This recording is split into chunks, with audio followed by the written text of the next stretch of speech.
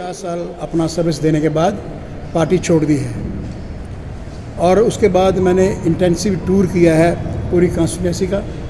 मुझे बहुत बड़ा रिस्पांस मिल रहा है लोगों का। लोग कांग्रेस एनसी से तो खुश है ही नहीं, बिल्कुल उनका बाइकाट कर रहे हैं और बीजेपी के उम्मीदवार से भी ज़्यादा खुश नहीं हैं। मैंने सारा असेस करके ये महसूस किया कि लोगों की जो एक ज्वलंत समस्या है वो है बिजली के बिल, स्मार्ट मीटर्स। और दुख इस बात का है कि मेरी पार्टी ने, जिसमें अभी तक रहा हूँ, उन्होंने इस इशू को केंद्र सरकार के साथ या एलजी एडमिनिस्ट्रेशन के साथ ठीक तरीके से नहीं उठाया। ये उठाना चाहिए था।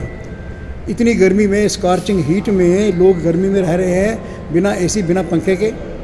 तो ये बहुत बड़ी प्रॉब्लम है। मैं आपके माध्यम से इस प्रॉब्लम को उठाना भी चाहता हूँ और लोगों को विश्वास दिलाना चाहता हूँ कि यदि मुझे कोई अधिकार मिलता है तो मैं इसके लिए केंद्र सरकार का दरवाज़ा खटखटाऊँगा। मैंने देखा है गरीब लोग जिनकी 10,000 महीना इनकम नहीं है, उनको 10-10, 20,000 के बिल आए हुए हैं, रो रहे हैं खून के आंसू लोग। दूसरी बड़ी प्रॉब्लम जो मैंने देखी है कि लोगों का जो इन्होंने window pension, old age pension, विकलांग पेंशन बंद कर दी, उसके कारण बड़ी समस्या है। मैंने सुना है कि बीजेपी कोई नेता, मैं उनका नाम नहीं बोल पाऊँगा, लोगों के घरों में गए और ओल्ड एज पेंशन वालों ने, बुजुर्गों ने उन्हें गले से पकड़ लिया, हम पे तो दवाई नहीं मिल रही है। और ये पार्टी जो हमेशा, जब तक मैं महामंत्री रहा हूँ, वाइस प्रेसिडेंट रहा हूँ, तो हम लोगों की समस्या लेके जाते थे। आज की नेतृत्व ये लोगों की समस्या लेके क्यों नहीं जाती है? ये ओल्ड एज पेंशन एक बुनियादी हुकूक है। विदेशों में, यूरोप में हर शहरी को पेंशन मिलती है। हमारे यहाँ से बुजुर्गों को पेंशन मिलती है 1,000 रुपया, पंजाब में 3,000 रुपया, और 1,000 रुपये भी आप नहीं दे रहे हो। ये बहुत बड़ी मानवता के खिलाफ बात है। मैं इस इशू को भी हर मौके पर उठाता रहा हूँ, आगे उठाता रहूँगा, केंद्र सरकार तक जाऊँगा। आप मुझे अपना थोड़ा समर्थन दीजिए, अधिकार दीजिए।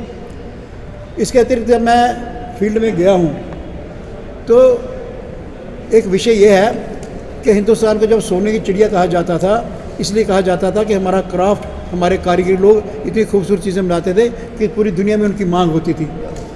उसके कारण कौन थे? जिनको हम ओबीसी कैटेगरी के लोग कहते हैं। आज ओबीसी कैटेगरी के बच्चों की जो उनको स्कॉलरशिप मिलता था, पिछले 3 साल से बंद कर दिया गया। एक डेपुटेशन जो हमारे यहाँ शीतल नंदा हैं, कमिश्नर सेक्रेटरी सोशल वेलफेयर की, उनको पूछा तो उन्होंने कहा कि केंद्र सरकार जो है वो 40-60% उन्होंने स्कॉलरशिप का देना है, वो रिलीज़ नहीं कर रही। अब ये मामला केंद्र सरकार के साथ किसने करना चाहिए था?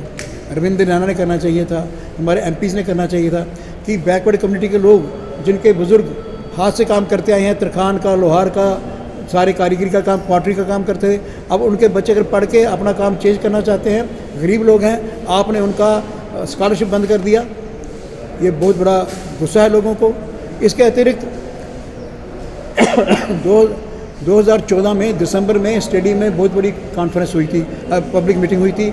मैंने भी उसमें भाषण दिया था।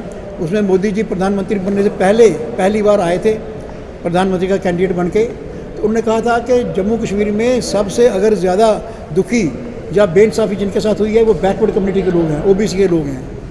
उन्होंने ये भी कहा था कि 370 जो आर्टिकल है ये इसके आगे बहुत बड़ा एक रुकावट है कि केंद्र की योजना यहाँ नहीं पहुँच रही, पिछड़ी जाति के लोगों के कल्याण के लिए योजना है वो नहीं पहुँच रही, इसलिए 370 हटते ही हम ये काम करेंगे।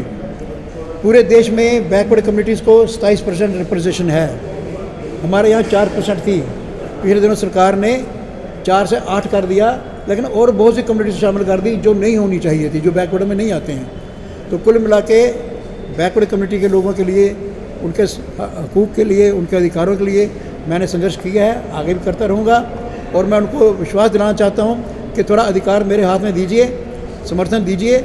ये मामला जो है, चाहे राष्ट्रपति के पास जाना पड़े, चाहे प्रधानमंत्री के पास जाना पड़े, प्रधानमंत्री खुद बैकवर्ड क्लासी से हैं और हमारी राष्ट्रपति जो हैं वो भी पिछड़ी जाति से हैं, तो उनके पास ये बात पहुँचाऊँगा कि जम्मू कश्मीर के ओबीसी कैटेगरी वालों का कसूर क्या है कि इनके बच्चों के साथ, इनके साथ बेइंसाफ़ी हो रही है। इस मामले को मैं आगे उठाने वाला हूँ।